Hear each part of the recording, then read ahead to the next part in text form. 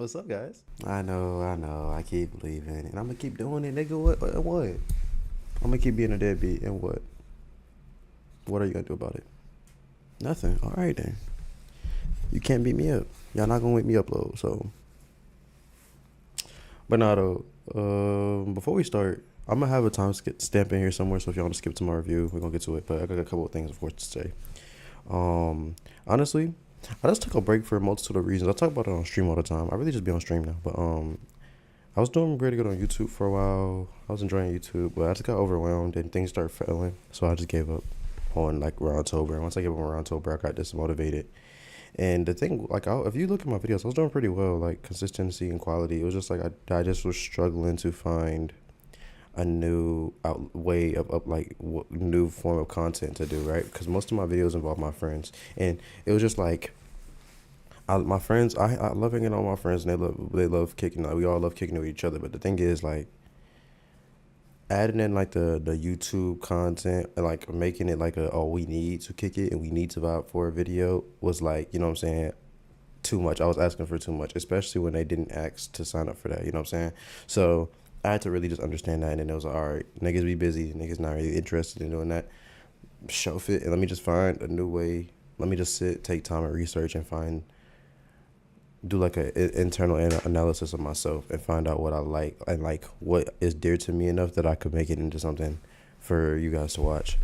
So, I just been sitting here for like, I'm trying to tell you, like, the entire time I've been gone, I've just been trying to think like, damn, what can I do? Because as creative as I claim to be, there's certain alleyways I don't really particularly feel like going into. So I'm just trying to find something that I truly like, and how can I make that into something entertaining for y'all. So one of the like main things that's been hitting the back of my head is like, damn, just like how I do on stream, I'm a great yapper. Like, I could yap for a long period of time. Y'all seen one of my story times was damn near an hour. I could do it again. I could make this video right here an hour long, 2 hours long if I wanted to. But I was like, what can I do then? Because I already yap enough on stream. And it was like, well, I mean, if I think of myself, besides all other things I like to do, I like to watch and like engage in certain forms of media, specifically TV, movies, anime, cartoons, things like that. And so it's like, instead of having, and like when I get on a game or I talk to my guys, we talk about all these things, but like we every now and then, I was like, you know what? I have all these opinions and I have all these thoughts and I have all these shows that I watch with my family and all these different things I watch. It's like, instead of just having to like force the conversations with my friends and other things, why don't I just do it with y'all or to myself and y'all just watch, and you know what I'm saying, we can talk about it in the comments or whatever. So I was like, you know what, finally I'm gonna try it. And so this is gonna be the first video of like, this is gonna be the first like thing of that first video, first whatever that you want to call that shit. This is what this is gonna be. The first one is gonna be Interview with a Vampire. Like, basically I'm gonna be like, every show that I watch, I'm gonna be reviewing it and just talking about like my opinions on it, my interpretation of it, how I enjoyed it, things I disliked, and at the end I'll probably like give it a low rate. I'm gonna make a little tier list and whatchamacallit. Preferably I'm gonna do shows that I like just finished watching, and then after that, because I watch a lot of shit anyway, so if this shit starts to get some traction and niggas want me to talk about other shows that I like, recommend other shows, like for example, like they recommend Game of Thrones, I watched it like 2 years ago, so I mean, it's not gonna be as fresh, but I still have my opinions on it, so like it'll be like that type of situation. That's the vibe. But yeah. So first show, first show I'm gonna be talking, and I might do movies too, we'll see, but first show I'm gonna be talking about is Interview with a Vampire. And why? Because this is one of the most recent shows I've just finished. I finished it last week, and like, I'm still like, damn, that is such a good, like, I really enjoyed that show. Spoiler alert, I enjoyed the show. So I'm like, I just been sitting here like, bro, I gotta talk about, that's gotta be the first show I talk about, because that shit is so good, bro. That shit is so good. But yeah, so time to hop in my 2010 bag real quick, and hit them with the without further ado.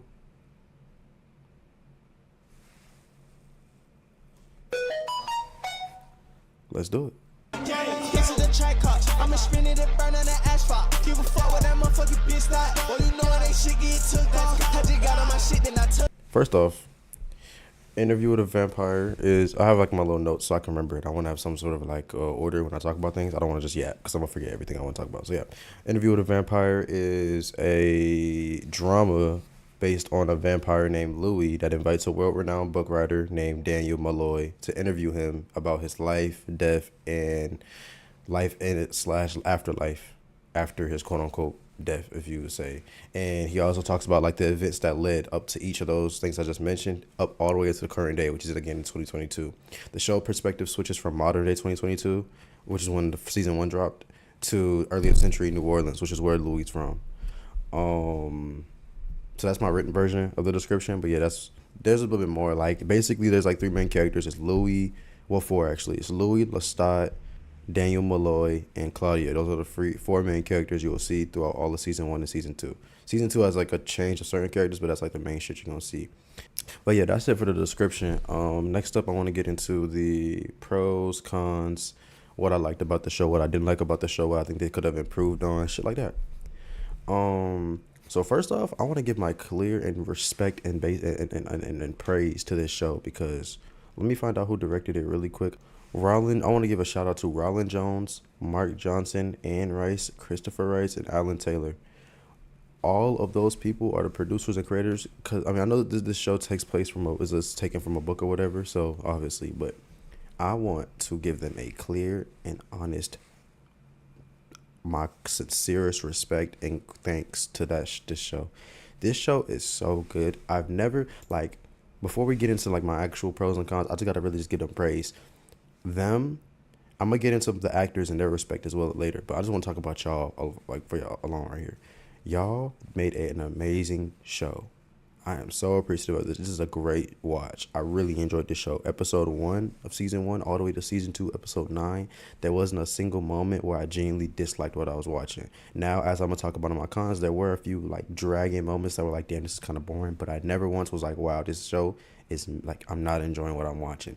They made us a show that from start to finish, you'll be hooked to your seat watching. And it's like, damn, you rarely get shows like that. Season 1 of this show might genuinely be one of my favorite season 1s ever. Again, when I say one of, I still have a long list of season 1, so I'm going to have to really think and analyze where I put it. I'm not saying it's number 1, 2, or 3, but it's at least top 10, I feel like. Season 1 is a great watch. It's one of those, like, True Detective, Game of Thrones had a great season 1, Walking Dead had a great season 1. You know what I'm saying? Like, it's up there with that. Warner alert, I'm not gonna lie. For any of you niggas that's homophobic or don't fuck with the LGBTQIA plus, I forgot to talk about this earlier. Don't watch this shit, bro, cause this shit is gay. It's gay as hell. It's overly gay. It's super super duper gay. It's gay as fuck.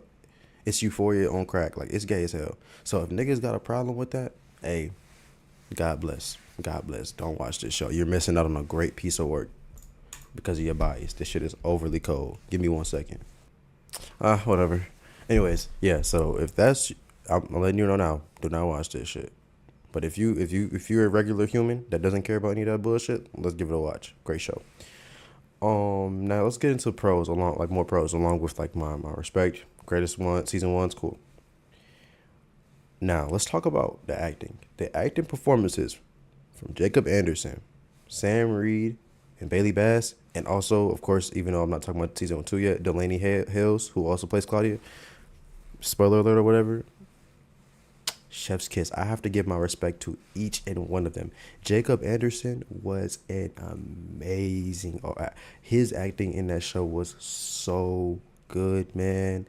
Chef's kiss. Sam Reed as Jacob Anderson as Louis. My bad.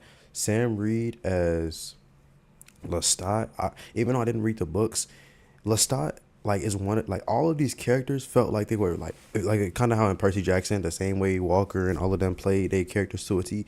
Even though I didn't read the books, the way they played these characters, I 100% just have a feeling in my gut. It was like they pulled the book of whatever source material they had and just shook them out because it was just chef's kiss. I want to talk about Claudia's character really quick. The two actors that play it. Spoiler alert! If you don't want to talk, if you want to skip over, this isn't a big spoiler, but it's like a minor one. So at the end of season 1, between season 1 and season 2, allegedly Bailey Bass, I believe Bailey Bass, I believe, went to film Avatar 2, so she had to leave and she got recasted. But it was awkward at first, but I want to go ahead and give my respect to Bailey Bass and Delaney Hills. They both played Claudia so amazingly, and their integration, or the writers' integration of how they wanted them both. Like, they both brought something that was like amazing out of Claudia's character, which was so good. Like Bailey Bass played the young, the naive, the snappy, the immature, kiddie version of Claudia so well. amazing 10 out of 10 acting. And then Delaney brought that maturity, the spice, the snappiness, the adult. Like they both played different eras of Claudia so well. I love and respect both of their depictions. You know what I'm saying? I want to go ahead and give her the both of them a singular shout out as well. Great acting from both all of them. Honestly, 10 out of 10. And it was even like the way that it just felt so smooth. The transition felt so smooth. Obviously, like there was a visual like okay, this is like different. There's a visual notice of the switch, but it just felt so smooth. The transition between Bailey to Delaney. I hope I'm saying their names properly. You know what I'm saying? Let me make sure I'm saying Bailey. It's Bailey, right? I don't want to disrespect Bailey. Bailey Bass. Okay, cool. Yeah. The transition was just so smooth. Chef's kiss. 10 out of 10. Um, Another thing I really like is just the plot. I mean, I don't know. I think as we get later into the 2010, like 20, like we're leaving the 2010s, like early 2010s, early 2000s, there was like that interest in like dystopian futures and like folklore, like vampires, werewolves, hellhound, like all these different things. Like there was a very big emphasis on that in media. And towards we got to the late 2010s, early 2020s, we kind of went away from that. And now I like how like it was like a breath of fresh air to watch something like it's a singular, like no multiverses, no, not to be corny, but like no multiverses, no aliens, no superheroes, like a breath of fresh air, man. You get you to really simple. You get really simple plot, but it just works so well. You just got a vampire with a little like spice in there. You got a vampire being interviewed in current day, going back to New Orleans, and it's just like, wow, chef's kiss. And like season one, like I noticed it very quickly. Amazing. I just love the black cast. We had so many like New Orleans just felt so alive. Like it just felt so good seeing like besides Sam and like a few like racist little rich niggas, like you were seeing so many different type of black people, depictions of black people in that time period. It was like wow. But I'm gonna get into that as well later. The setting and the set pieces on that. We'll go down a little bit. But yeah, interesting plot. You know what I'm saying? It was simple but really effective. Now, one of my favorite things about this show, along with the acting, the dialogue. Anne Rice. Anne Rice.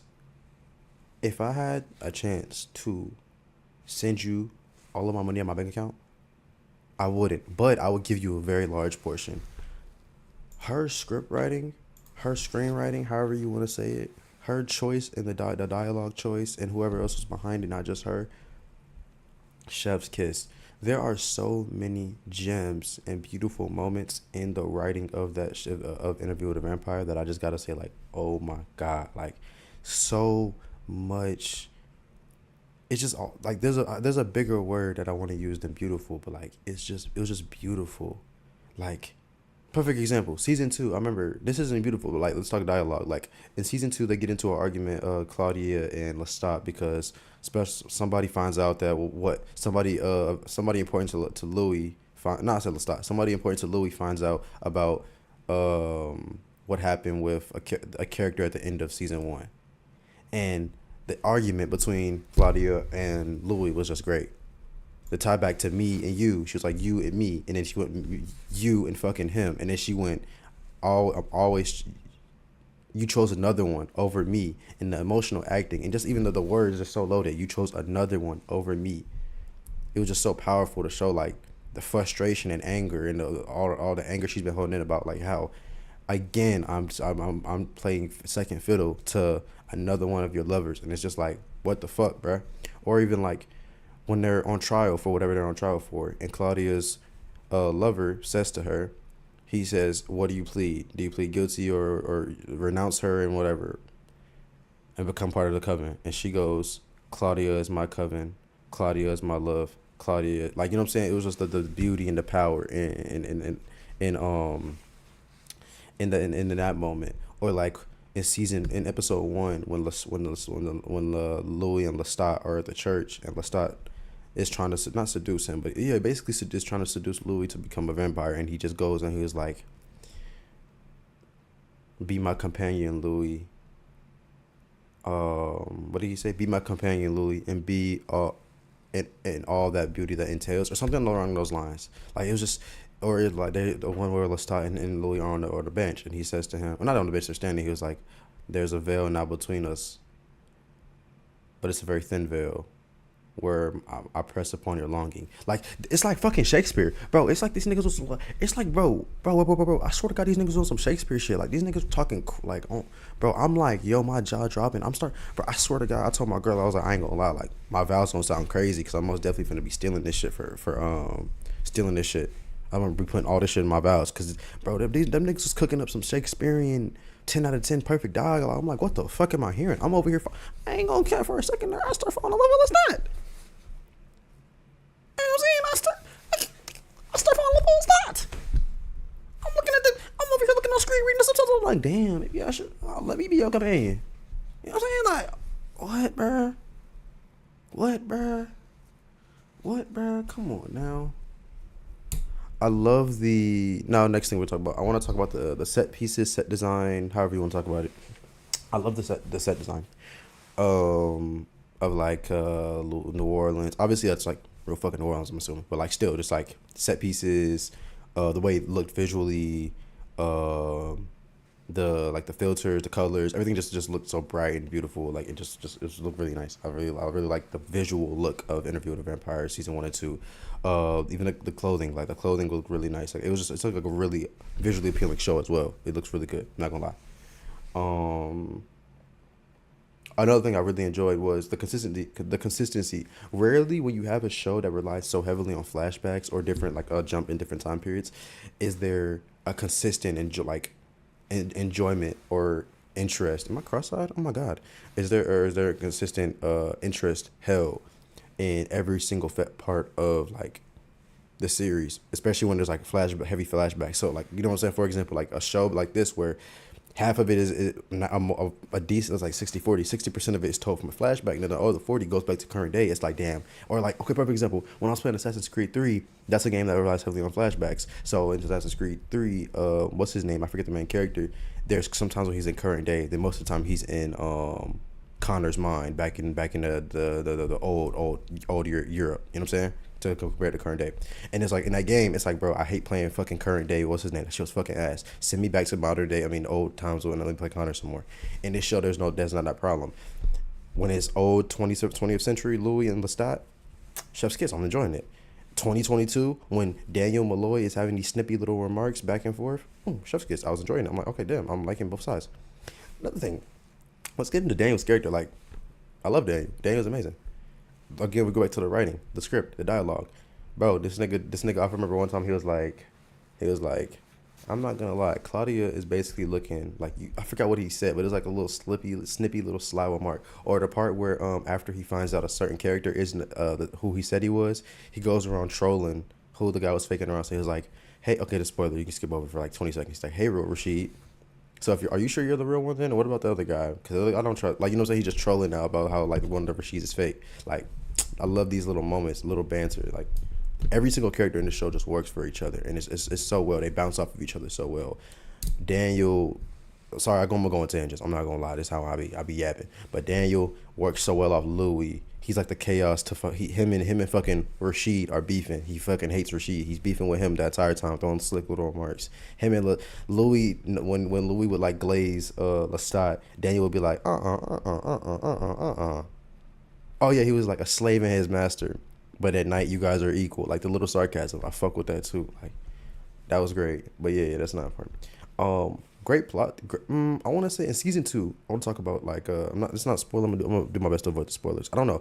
I'm gonna probably see how it works if I should talk about spoilers or not. And if I do, I'll make sure to write it down. Like, hey, spoiler incoming. Skip the next 30 seconds. It's not gonna affect my review for the ones that are not watching yet. Especially if I'm talking about a review, you guys should fucking watch it. Why would I spoil it? You know what I'm saying? So if I do spoil, I'll make sure to put a timestamp. Hey, skip this amount of seconds to go over to the next thing. But yeah, let's talk about plot twist. At the end of season 2, the final episode, spoiler right now, we come to find out that this Lestat was the entire time Lestat was the one that saved Louis, and it wasn't Armand. And when I tell you, it was like, it worked so well. It worked. Even like Daniel's sly little introduction to the plot twist was like, oh my God, how did I not really think of this? Because it's like so obvious that that Armand was full of shit. But it just like, damn, this is crazy. Who would have thought? Like, he was genuinely full of shit. But yeah, he was full of shit, and like it just worked so well when we find out that Lestat was the one. And let's get into that ending. Let's tie into that ending. We got a couple, one more. Whatchamacallit we're on. Let's go into that ending. Let's go into that ending real quick.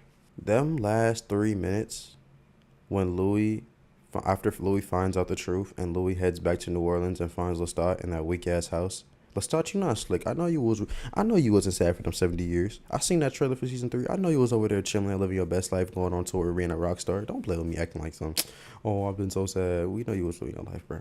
Don't do all that, bro. Don't do that, bro. Don't do that, bro. But Lestat, when Louis comes or whatever, from the beginning, when Louis goes hello Lestat and Lestat goes hello Louis to the end, like I remember the scene like when Lestat is finally breaking his guard and he goes, "Did you hurt yourself?" He was like, "September 7th, it was 11 a.m. over here, 11:05 a.m. Was that you on the other side of the phone?" And he was like, "Yes." And he was like, "Did you hurt yourself?" And he was like, "Yes." And he's like, "I was going through a lot." And like that whole like moment where Lestat's shell is just breaking, he's like starting to really fold, and like you can see true emotion. Chef's kiss. And Louis, when he's telling the truth about like he was going through a terrible time at that moment, and then how they both console each other after missing Claudia, like it's just so much in them last few minutes that genuinely made me emotional. Another thing I really enjoyed about this show is the themes / depictions. I really enjoy the theme, like their whole overarching theme of like soulmates. Now it may not be, or even toxic love. Like obviously this isn't their relationship. Louis and Lestat is not love. You know what I'm saying? It's very complicated. It's very abusive. It's very spiteful. It's highs and lows. It's very abusive. It's all of these things. But at the same time, it's very beautiful. It's very cold, quiet. It's very calm. They love each other. They hate each other. They're mad at each other. They fight. They literally. There was one I think episode 5. That might be one of. I haven't really felt uncomfortable or like felt tense about like a fight scene ever, like in like the last 5 years. Shit doesn't faze me, but I don't know what it was, but Louis and Lestat's fight in episode 5 felt so like tense, and it genuinely made me, not to sound like a bitch, but I'm not a bitch. You can't, nigga, none of you niggas can beat me, but like I felt so like it felt, I was feeling like before Claudia, like I felt like a child watching two parents beat the fuck out of each other. It was like weird. I've never felt that way, but I don't know, maybe because they did it so well about the whole familial thing that it maybe just put like trauma, remind me of my own trauma or some shit. I don't know. Fuck it. But yeah, like the love, like yeah, it's a toxic love. But I mean, at the end of the day, their lifespan is so much longer. You know what I'm saying? It's like they have more time to really dwell on they have more time to really be more raw and all of that. Like I just can't, like, you know, all the things that bring that is the highs and lows of love, basically. You know what I'm saying? Like even that family dynamics, Lestat, Louis, even though they're two men or whatever, they still like their depiction, they still kind of paint a caricature of like father, mother, daughter with Claudia. You know what I'm saying? Lestat is the white mother, Louis is the black father, Claudia is the mixed child of them. If you want to get like a little like get like, you know what I'm saying, get broad with it, like one thing I forgot, and I'm kind of mad I forgot about this, but a perfect example of this is kind of how Louis and Claudia have like the ability to speak to each other mentally, while Lestat can't. Like he always at certain points you can see him feeling like left out, and like, oh, he's like, oh, I guess I'll just leave then if you guys are gonna talk to each other. You know, like there's obvious that spite there where she's like he literally feels left out from his family, and it's kind of how like in certain family dynamics the mom is sometimes left out of connection with the daughter and the husband or the father. Like the dad and the daughter will have like visual cues. You know, they'll have like their little secret ways of talking to each other without looking at each other. I mean, without physically talking to each other. You feel what I'm saying? Like they'll look at each other and be like, oh, you know how she get. Just let her trip out. She tripping. Just, or you know what I'm saying? Like the daughter will glance for the dad. Perfect example of another situation of that. I don't know why I mentioned that in the video. Lestat and Claudia's dynamic just gives like a toxic motherhood, a toxic motherly, you know what I'm saying, jealous, angry, but at the same time very caring and very soft, just a little hard shell. Like it's hard, like it's very difficult to see the love, you know what I'm saying, when you're really at the front of all the sort of abuse at times. But again, you see that Lestat truly loves Claudia, and Claudia truly loves Lestat, but she's just not going for the bullshit. You see like Louis and Claudia's relationship. You see how Claudia is like the combination of both of them. Like it's just a whole bunch into that I can't even like explain. I really need to sit down and really just write like think out how I can even talk about the complexity of like the family dynamic that these three embody. But man, what? But last thing, like another thing I really like was like the unreliability. They even like brought up the fact of like unreliable storytelling. You know what I'm saying? Like as much as Louis, like we're trying to get a story about like Louis's life or whatever, which again it's all obviously gonna be biased.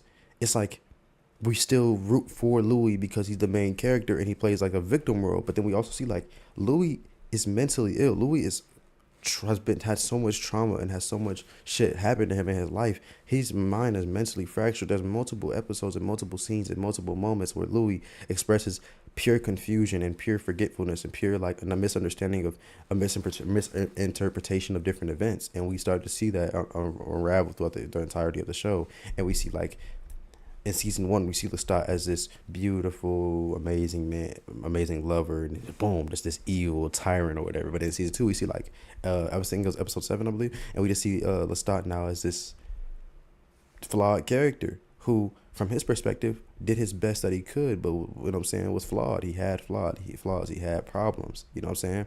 But, and then even like Claudia, like even the fight scene, perfect example, like on trial, we see like Louis, even if he doesn't mean to misinterpret events, like, or Claudia doesn't mean to misinterpret events from Lestat's perspective, because at the end of the day, we weren't there. Even though we're seeing it, we weren't there. We're seeing it through Claudia's eyes. We're seeing it through Louis' eyes. We're seeing these situations through the eyes of a character who has perceptions on own characters. So Claudia growing up, and although Lestat starts to see Louis take certain problems and abuse from Lestat, at some point she starts to get her own like thoughts and preconceived notions and perspective on Lestat that might be negative. So when she saw the fight scene, from her perspective, yeah, Lestat was beating the shit out of Louis and bullying Louis and hurting Louis, but we don't see that. If we're gonna assume that Lestat is telling the truth, when Louis was spiting him, Louis, when he's ready to leave, is playing that evil game of, oh fuck you, I hate you, I'm never gonna see you again. I understand how much you love me, but I'm gonna make you hurt, I'm gonna make you hate me, and I'm never gonna excuse abuse in any way. But yeah, and then that causes Lestat to snap. Or even when there's always, like they say, like one side, the other side, and there's truth. So you have to get both perspectives, and then you can kind of piece together the truth. Like everything is. We'll skip over it, but yeah, like great. I love the storytelling aspect of understanding like Louis is not perfect. Perfect. Remember, that's what I'm trying to remember. Like there's scenes when Claudia leaves and Louis is angry and he's just spiteful and and from his perspective, it's understandable. He lost his child, and vampires feel things, every emotion so much stronger. Like he lost his child. He lost a piece of him, someone that made him worth living. So yes, I can understand the fact that he lived in a hollow shell. Like he hated, he didn't want to exist. And so he made all that time miserable. But again, Louis admits to it. He said, I got off on making Lestat miserable. You know what I'm saying? He's not perfect. None of them are perfect, except Claudia. We love you, Claudia. How you doing? I miss you. You know what I'm saying? Like none of them are perfect. None of them are perfect. But yeah, like I know I just yet for fucking going on 20 minutes about the pros of this show. But yeah, it's so much good to this show that I really just had to talk about. You know what I'm saying? I can keep going, but I'm gonna end the pros now. Now I only got like 3 cons, honestly. Then these cons aren't cons that I would, if I was having a professional like review of this show, I wouldn't play so heavily into them. But because again, this is like my personal opinion of the show, not like a professional whatever I thought of. This is when I'm thinking like, damn, okay, what did I not like about the show? These are the few things I had. My first gripe, and like this is so minute because at the end of the day, you have to have context of like the show to understand like this has to be a part. But like this show is so fucking wordy. It's like I've never seen a show be so wordy and so full of yip and yap. Oh my God. I love the dialogue, and there isn't a single line I would cut out. I wouldn't cut out a single line. But these folks will, especially Lestat French ass. This nigga gonna go around and he'll be on some bullshit. He'll talk to Louis, "Ma chérie, parawa. I love you, Louis. You are the flower to my blossom, and you are the underlying blossom of the flowery soul that is my heart." Bitch, just say you love him.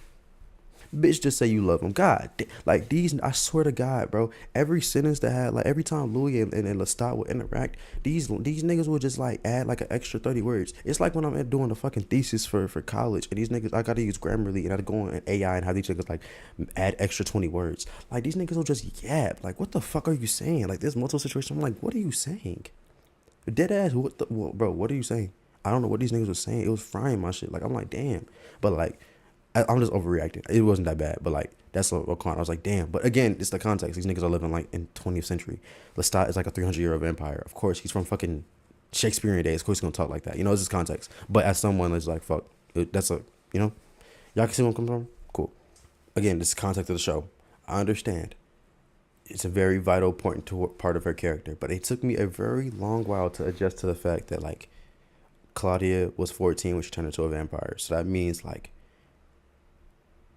for a while, Claudia's gonna be a younger child, but after a while, Claudia's gonna be a full adult, trying to go through all these different grown adult situations in the body of a 14-year-old, like trying to have sex. Like watching Claudia, even though of course Bailey Bass, I believe it was of age, but watching the character Claudia try to have sex with somebody, like me having to watch that just felt so uncomfortable, especially because like she was like a fucking child in the body of a child, even though like mentally she was like I think she was 19 at the moment in time. It just like, it was just throwing me off at times, but I get that was the whole point. Like, it's supposed to be uncomfortable, it's supposed to be, you feel me, it's supposed to make you feel that way. So it's a con, but it's not like a con. Neither of my first two cons are like bad cons. They just like didn't really like that. And my actual, I feel like a genuine con I had, these are two of them. Season 2, at times I feel like there were a couple scenes where it just got like really dragged out. Like the stakes, I weren't interested in the stakes. I mean, they had high stakes in season 2. Like, them finding out about what Claudia and Louis did at the season finale of season 1 was very serious, and we understood that throughout the entire show. Like, them niggas are, the coven is very keen on their rules and regulations. So that was a stake, but like, it's just a couple of scenes where I just didn't care. Like, I just didn't do it. Like, spoiler alert, Armand and Lestat's relationship earlier in time would like, I didn't feel it. I didn't care. You know, I didn't care. The coven, like when they were getting extra showtime about them being able to yap, I didn't care. Like, I just didn't care. Like, there was times I was enjoying watching, but I was like, okay, let's get ready. Let's get back to like Louis, Lestat, Claudia, fucking Claudia's girl, like anybody else except these niggas. That first like 2 episodes when they're going around looking for vampires in Russia, bro, you can go ahead and just say like, I enjoyed it, but god damn, that took me a minute, bro. And also, this is when like I was watching, I was like, yeah, it's kind of hard to believe that, I'm not gonna explain what you have to watch the show to understand this part, but I'm not gonna. It's kind of very hard to believe that Louis' revenge was so simple. Maybe because it was an interview, and in the context of the interview, they were trying to make it. They were trying to make, Louis was trying to summarize it, but it's kind of very hard to believe that. I guess they didn't know that Louis was still alive, but like, Louis' revenge felt like bullshit. All of these vampires are like at the least 50 to like 300 years old, 200 or 100 years older than Louis. So like, his plans just felt so easy. Like, the way he got off on murking some of them niggas just felt so easy to me. I don't know. Like, I'm thinking this nigga Louis really gonna plot and really fuck these niggas up and strategically pick them off. But the payoff was so simple. I don't know. It just was too easy. Especially the main nigga that he took out. You trying to tell me a nigga? I get it. Ego. He didn't believe that Louis was that strong. I get it. But like, let's keep it a full. Let's keep it chicken pea. Let's keep it chicken pea real quick. You trying to tell me some genuine shit that all it took was Louis to spite you a little bit and for you to fly out that sewer and get fucking karate chopped?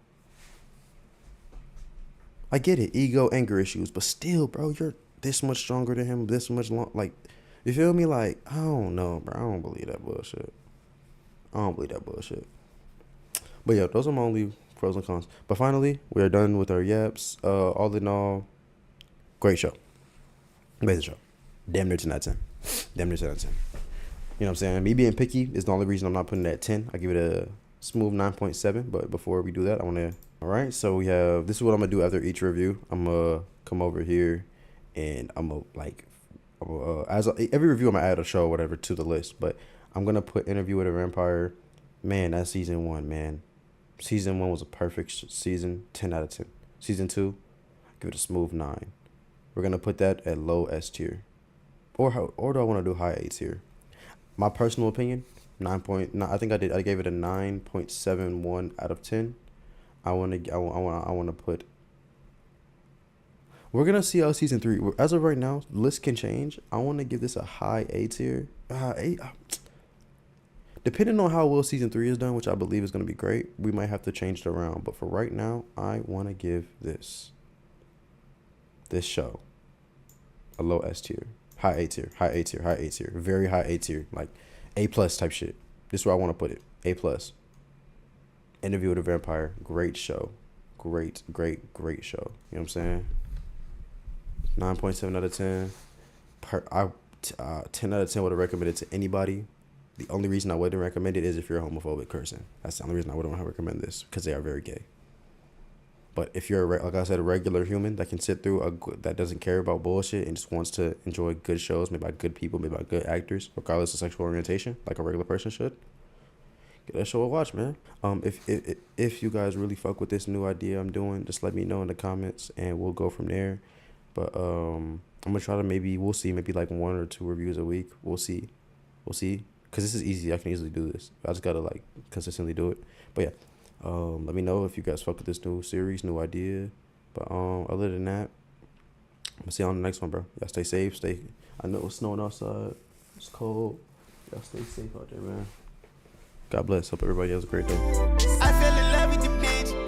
I fell in love with the bitch. She fell in love with the dude. We kicking our feet while we chill at the wrist. Taking your love is a risk. Finding out trust don't exist.